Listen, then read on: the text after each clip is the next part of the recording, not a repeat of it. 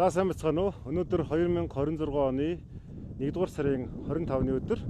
За бид Төв аймгийн Угтаал цайдам сумаас одоо ирж байна. Тэгээ улсын хурлын гишүүн Туван Бат хоёр миний би Эрдэнэ олдноор бас Угтаал цайдам суманд ажиллаж байгаа.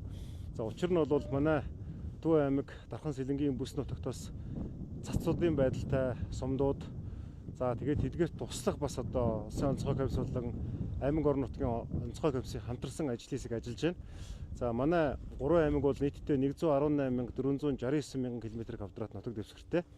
За ингээд нэг 48 сум нийтдээ 180 багтай байгаа. Тэгээд комиссийн одоо зүгээс тодорхойлсноор бол хамгийн одоо цацуудын байдал хүнд газруудад бид төрүүлж бас энэ хэвийг өвс тижээл малын долооц одоо гардуул өгөх ажлаар өнөөдөр бид нар Угтаал цайдам цээ сумнуудад ажиллаж байгаамаа. Тэгээд одоо бас цагийн байдал хэцүү. Гэхдээ нэг зүйлийг бас би онцлог хэлэхэд зам зуур бас энэ туулах чадвар муутай машин тэрхтээ хүмүүс маш одоо олноороо цасанд боогдсон, цасанд суусан, одоо нэлхнөөтэй хүүхдээ ингэ явж байна. Тийм учраас бас иргэд маань цаг агарын байдлыг, урьдчилан зэрэглэх мэдээгээ сайн сонсож, бас зөв тооцоолж өөрсдийнхөө эрүүл мэнд амь насанд хайртай байгаарай гэж уриалахаар байна.